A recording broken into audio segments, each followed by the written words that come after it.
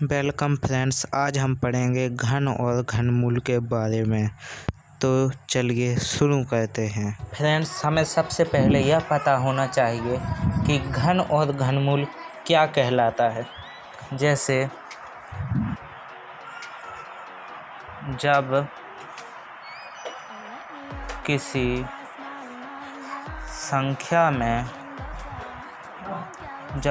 संख्या में उसी संख्या का तीन बार गुणा करते हैं तो हमें उस संख्या का घन या घनमूल ज्ञात हो जाता है। तो यह हमें पता होना चाहिए। अब पहले तो आपको यह पता होना चाहिए कि घन कहलाता क्या है। घन यह है, जैसे किसी संख्या पर 3 की घात चढ़ी है तो यह घन कहलाता है। यह 3 की घात, जैसे 2 पर 3 की घात चढ़ी है तो यह घन कहलाएगा। ये जैसे 3 पर चढ़ी है तो यह घन कहलाएगा।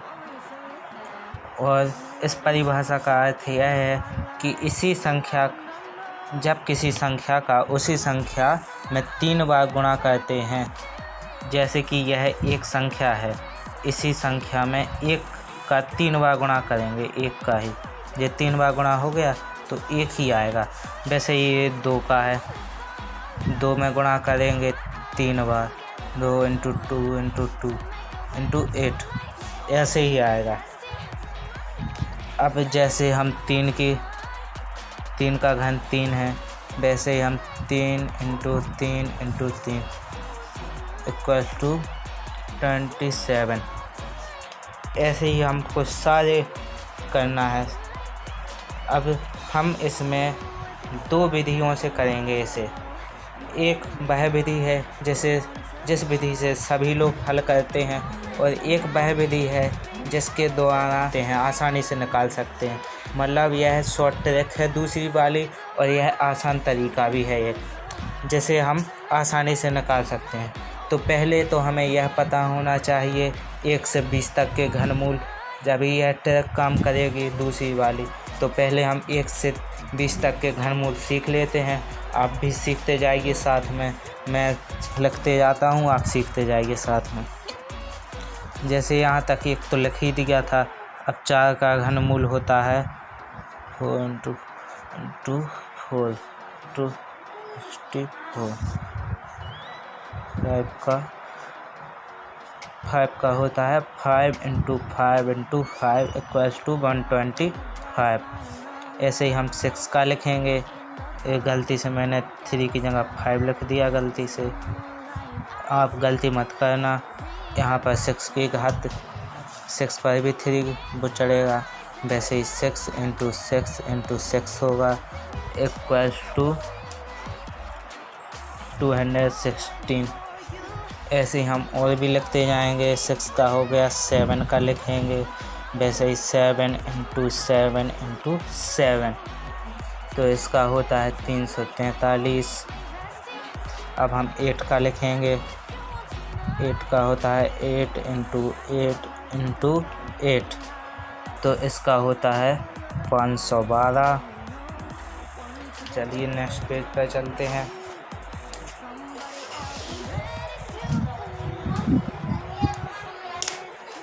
अब हम 8 का हो गया, अब हम लिखेंगे 9 का। 9 का 3 पर करेंगे, 9 × 9 × 9, तो इसका होता है 729। अब हम 10 का करेंगे, 10 × 10 × 10, तो इसका 1000 होता है हमेशा। और अब हम 11 का करेंगे, तो यहाँ पर लिखेंगे 11 × 11 × 11, तो इसका होता है 1331। ये आप सभी को याद होने चाहिए, तभी आप कुछ कर पाएंगे। 10 तक तो आपको याद होने ही चाहिए कम से कम, तभी आप सेकंड टेक का उपयोग कर पाएंगे, नहीं तो सेकंड टेक का आप उपयोग नहीं कर पाएंगे। इसलिए आपको याद होने चाहिए। अब 12 का लिखते हैं, 12 × 12 × 12, इसका होता है 12 का 1728। अब हम लिखेंगे 13 का, 13 का होता है 13 × 13 × 13, 13 का होता है 2197। फिर हम लिखेंगे 14 का, 14 × 14 × 14, इसका होता है 2744। फिर हम लिखेंगे 15 का, इसका होता है 15 × 15 × 15, तो इसका होता है 3375। फिर हम लिखेंगे 16 का, तो यहाँ पर लिखेंगे 16 × 16 × 16, इसका 16 का होता है 4096। फिर हम लिखेंगे 17 का, 17 का 17 × 17 × 17, 17 का होता है 4913। 18 का, 18 का होता है 18 × 18 × 18, और इसका होता है 5832। अब हम करेंगे 19 का, 19 × 19 × 19, इसका होता है 6859। फिर हम करेंगे 20 का, 20 × 20 × 20, तो इसका होता है 8000। इनकी बजाय एक घात चढ़ी की बजाय कुछ ऐसे भी आ जाते हैं, ऐसे भी आ जाते हैं जैसे कि अंडर रूट लिखा आ गया और इसके अंदर लिखा आ गया जैसे कि 4 का, 4 का घन क्या होता है, और यहाँ पर 3 है। तो आपको यह पता होना चाहिए कि इसकी जगह पर हम इसको ऐसा भी लिख सकते हैं, ऐसा लिखकर ये 64 लिखकर यहाँ पर 1/3 भी लिख सकते हैं, इसको ऐसा भी लिख सकते हैं। आप इस तरीके से भी इसे हल कर सकते हैं, और इस तरीके से हल करने के लिए आपको ज़्यादा कुछ नहीं करना है। आपको इस तरीके से हल करने के लिए सिर्फ और सिर्फ, जैसे कि 64 था तो 64 के पहले हमने गुणनखंड किए, 64 का पहले हमने किए 2 से, पहले हमने किए 2 से, तो 2 × 6, 2 दूनी 4, फिर 2 से किए तो 16 दूनी 32, फिर 2 से किए तो 8 आएंगे, फिर 2 से किए तो 4 आएंगे, फिर 2 से किए तो 2, फिर 2 से किए तो 2, 1। फिर इसमें यहाँ पर 3 की घात चढ़ी रहती है, तो यहाँ पर 3 के जोड़े बनते हैं। हर संख्या के 3 के जोड़े बनेंगे।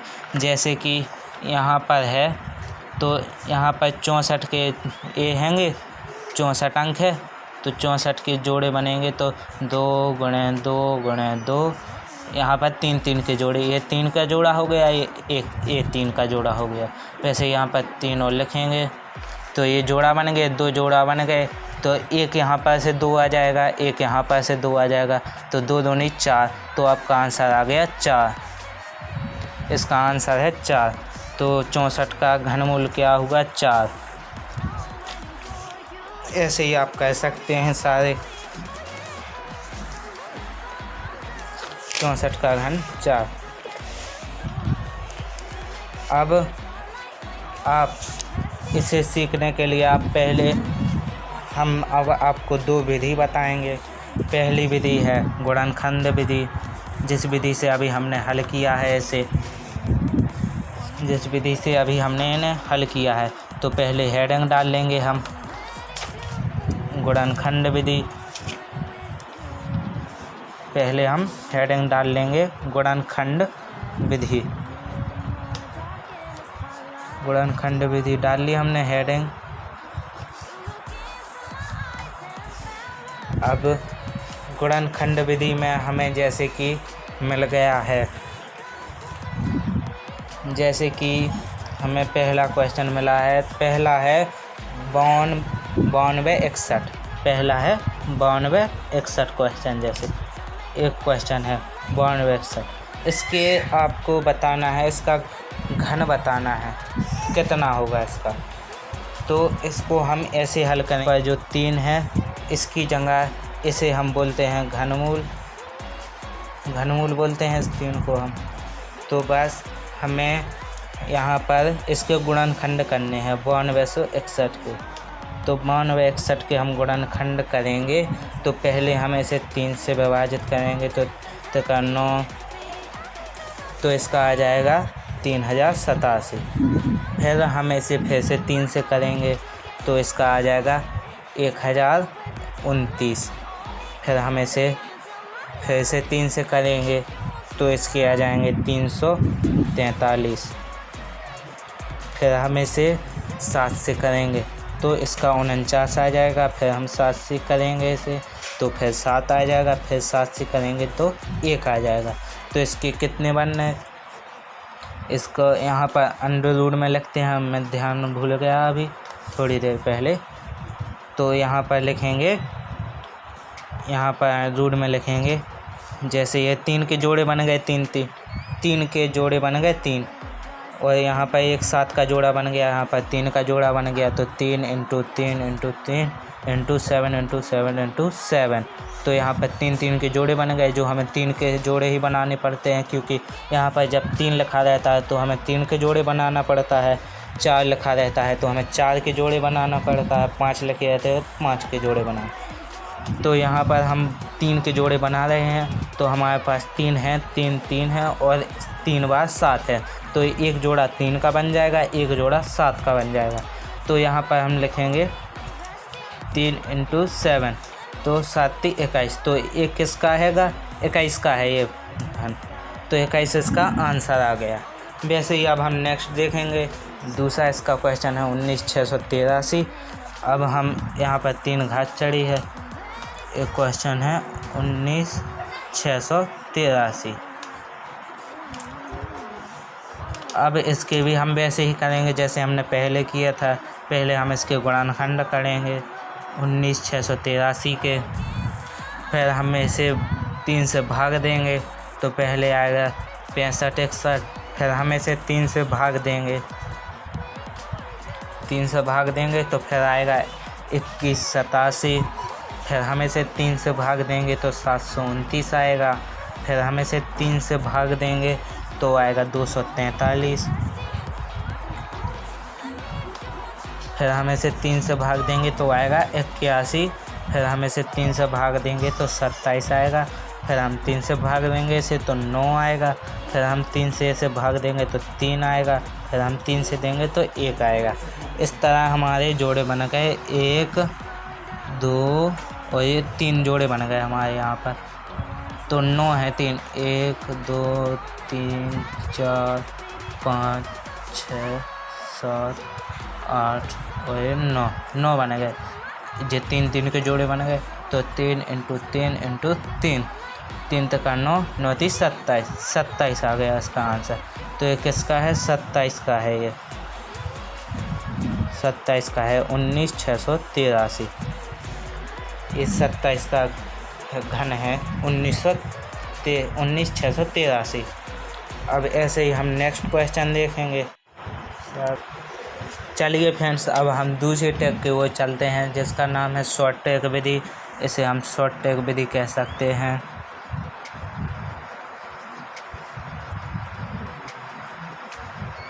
पहले आप एक बार वीडियो को अच्छे से देख ले, अगर आपको अच्छा लगे तो आप इसे कॉपी में भी लिख सकते हैं। यह आपको हमेशा काम आएगा, यह आपको कभी भी काम आ सकता है। मैथ में ज़्यादा काम होता है इसका। तो चलिए हम शॉर्ट टैग विधि से अब करते हैं। शॉर्ट टैग विधि में जैसे शॉर्ट टैग विधि में भी ऐसे ही दिया रहता है जैसे अंडर रूट में दिया है शॉर्ट टैग। तो शॉर्ट टैग विधि से हम भी ऐसे ही करेंगे जैसे अंडर रूट में दिया है 24,389। तो इसमें हमें क्या करना है, पहले हमें लास्ट के 3 अक्षर लेना है, चाहे वो कितने ही अंक क्यों ना बचे रहें आगे। चाहे एक याद बिल्कुल भी नहीं बचे रहें आगे, लेकिन हमें लास्ट से 3 अक्षर ज़रूर लेने हैं, जब ही हमारी ये ट्रिक काम करेगी। तो हमने ये लास्ट के 3 अक्षर लिए हैं, 389 हैं ये लास्ट के 3 अक्षर। आप ध्यान से देख रहे होंगे 389 है। इसमें 389 में जो इकाई वाला अंक है, इसे आप भी जानते हैं, इसे इकाई बोलते हैं, इसे इकाई बोलते हैं, इसे दहाई बोलते हैं, इसे सैकड़ा बोलते हैं। तो जो इकाई वाला अंक है, जैसे कि 9 का घन आपको पता होना चाहिए। मैंने पहले भी आपको बताया था कि आपको 10 तक तो याद होना ही चाहिए। तो 9 का होता है 729। तो इस 729 9 का घन होता है 729। तो 729 का लास्ट का अक्षर आपको ले लेना है 9। मतलब आपको इकाई के अंक का, जो 389 के इकाई का अंक है, उस इकाई के अंक का पहले आपको घन करना है, तो आएगा 729। फिर उस जो घन आएगा उसका लास्ट वाला अक्षर लेना है आपको। इकाई का अंक है क्या? 9 में लगेगा हमें। अब वैसे ही, अब जैसे ये 2 बचे हैं, बीच के 24 बचे, तो पहले हमें यहाँ पर 24 लेंगे। फिर हमें यह पता होना चाहिए कि 24 से बड़ा कौन सा होता है।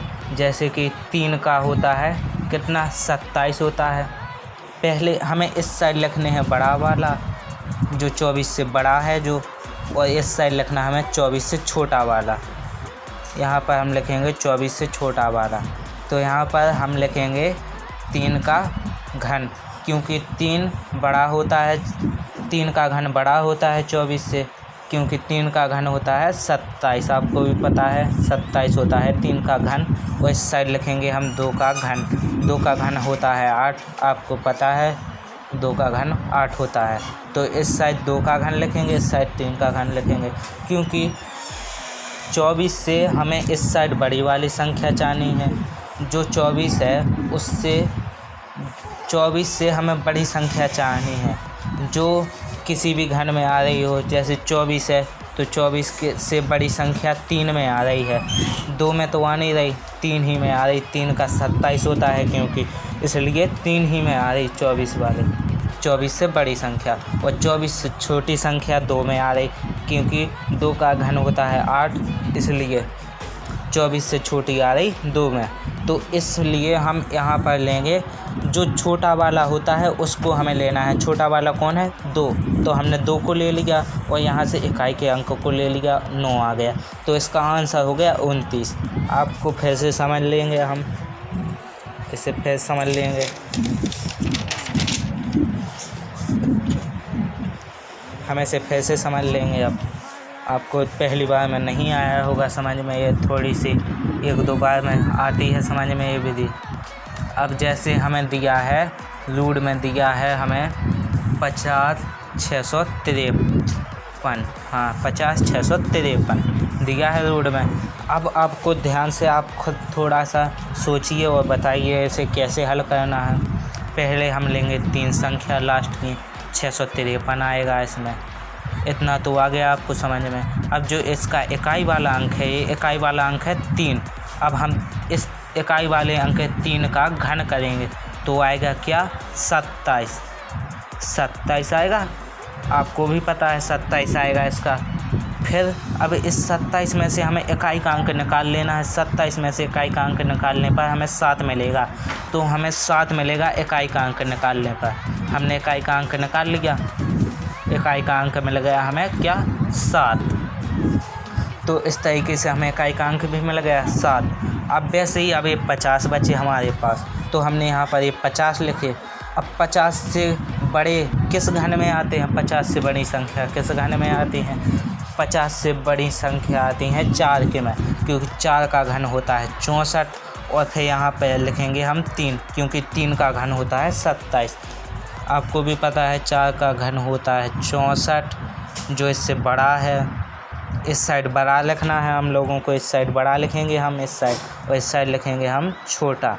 आपको पता है कि 3 का घन 50 से छोटा होता है और 4 का घन 50 से बड़ा होता है। जैसे कि 3 का घन होता है 27, और 4 का घन होता है 64। इसी तरह हम इसमें से जैसा हमने पिछली बार लिया था, जो छोटा वाला होता है, जो 50 से छोटा वाला है, जिसका घन 50 से छोटा होता है, तो उस संख्या को हम लेते हैं। जैसे कि इसका 3 है तो हमने इसमें से 3 को ले लिया, और यहाँ पर जो इकाई का अंक है हमने वो ले लिया, इकाई का अंक। आपका आंसर आ गया। देखिए कितना सरल है ये, हम कोई भी इसे कर सकता है, बहुत ही आसान है। हम आपको फिर समझा देते हैं, ये 2-3 बार में ही समझ में आती है। चलिए अब फिर से शुरू करते हैं दूसरा वाला क्वेश्चन। अब जैसे कि फिर से क्वेश्चन आ गया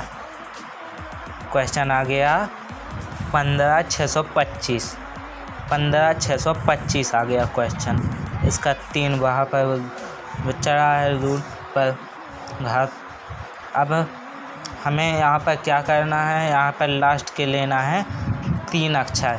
लास्ट के 3 अक्षर लिए हमने 625 ले लिया हमने लास्ट के 3 अक्षर। आप भी पता है 625 है लास्ट के 3 अक्षर, यहाँ पर है 625 ले लिए हमने। अब 5 का हमने वो किया, 5 का घन किया। 5 का घन होता है कितना, 125। आपको भी पता है 5 का घन 125 होता है।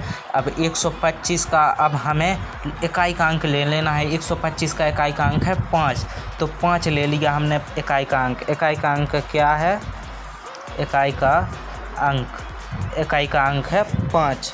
इकाई का अंक 5 है। अब यहाँ पर हम जो लेंगे, जो 2 बचे रहते हैं यहाँ पर हमने 15 ले लिया। अब 15 ले लिया हमने, तो 15 से बड़ा किसका है, वो 15 से बड़ा घन किसका है, और 15 से छोटा घन किसका है। 15 से बड़ा घन है 3 का, क्योंकि 3 का घन 27 होता है। और 15 से छोटा घन है किसका, 2 का। 2 का घन 8 होता है। आपको भी पता है 2 का घन 8 होता है। तो यहाँ पर हम वैसे ही करेंगे, जैसे कि यहाँ पर इकाई का अंक ले लिया हमने। ये इकाई का अंक है हमारे पास, इकाई का अंक यहाँ पर है हमारे पास। ऐसे आप बॉक्स में भी कह सकते हैं, ऐसे आपको ढूंढने में दिक्कत हो रही हो तो। जैसे इकाई का अंक 5 ले लिया हमने यहाँ पर, और यहाँ पर ये आ गया 25। तो इसका आंसर कितना हो गया, 25 आंसर हो गया इसका 25। आप इसे आराम से कर सकते हैं, इसका आंसर 25 हो गया। जैसे अब हम नेक्स्ट क्वेश्चन की तरफ बढ़ेंगे। नेक्स्ट क्वेश्चन है, जैसे कि आप समझते चलिए। नेक्स्ट क्वेश्चन है जैसे कि 19,683। जैसे कि नेक्स्ट क्वेश्चन है 19,683। बुक में यही लिखा है 19,683। यहाँ पर 3 वो है। अब यहाँ पर हम लेंगे यहाँ के लास्ट के 3 अक्षर। 19,683 है तो इसका हमने लास्ट के 3 अक्षर ले लिए। जैसे 683 हो गए लास्ट के अक्षर। पहले हमें लास्ट के अक्षर ही लेना है 3, चाहे आगे कुछ बचे या ना बचे, मैं आपको पहले भी बता चुका हूँ। इसलिए लास्ट के 3 अक्षर लेने हैं आपको। फिर जो लास्ट के 3 अक्षर हैं उसका आपको इकाई का अंक लेना है। इकाई का अंक क्या है, 3 ले लिया। अब 3 का घन क्या होता है, 3 का 9 और 9 30 27 होता है 3 का घन। 3 का घन 27 होता है, और 27 का इकाई का अंक है 7। आपको भी पता है 7 है इकाई का अंक। इकाई का अंक है 7। ये हमने बॉक्स में बंद कर लिया ऐसे। इकाई का अंक है 7। इसी प्रकार 19 है, जो हमने यहाँ पर 19 ले लिया। अब आपको पता है 19 से बड़ा किसका होता है, आप बताइए आप। जैसे 19 से बड़ा होता है किसका, 3 का। 3 का होता है 19 से बड़ा। 3 का 27 होता है, और 3 19 से छोटा है 2 का। 2 का घन 8 होता है क्योंकि। तो यहाँ पर हम छोटा वाला लिखते हैं, यहाँ पर हम बड़ा वाला लिखते हैं। हम आपको पहले बता चुके हैं जो 19 से बड़ा घन होता है जिसका, जैसे 3 का 27 होता है और यहाँ पर 19 लिखा है। तो 19 19 से बड़ा है तो यहाँ पर 3 का घन लिखेंगे। और 2 है तो 2 का घन होता है 8। 2 का घन 19 से बड़ा थोड़ी ना है, 19 से छोटा है 2 का घन। इसलिए हम 2 के घन को 19 के इस साइड लिखेंगे, छोटे वाले साइड, जहाँ पर छोटा वाला लिखा जाता है। तो हमने यहाँ पर लिख दिया अब यहाँ से हमने इकाई का अंक, यहाँ से हमने पहले छोटा वाला अंक ले लिया 2 ले लिया, और यहाँ से हमने इकाई का अंक ले लिया 7। तो आपका आ गया आंसर 27। आप मिला भी सकते हैं, कहीं भी मिला सकते हैं। देख लीजिए 27 आंसर आ गया इसका आराम से।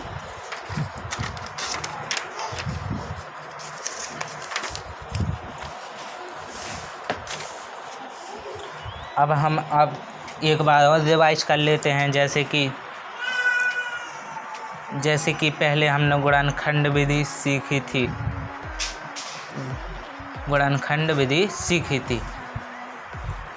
हमने गुणनखंड विधि सीखी थी। तो गुणनखंड विधि में थे क्वेश्चन, हमारे 2-3 क्वेश्चन थे। आप उनको फिर से रिवाइज कर सकते हैं। जैसे गुणनखंड विधि में क्वेश्चन था 92 61।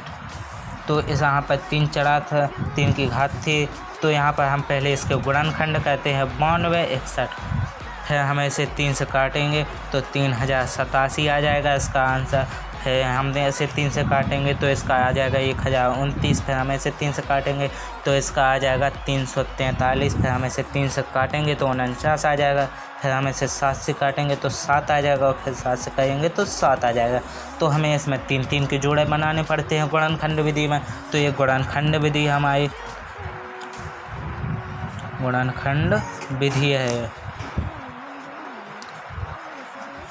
ये हमारी गुणनखंड विधि है। आप इसे आराम से समझते जाइए। ये हमारी गुणनखंड विधि है। गुणनखंड विधि में पहले हम यहाँ पर 3-3 के जोड़े बनाते हैं।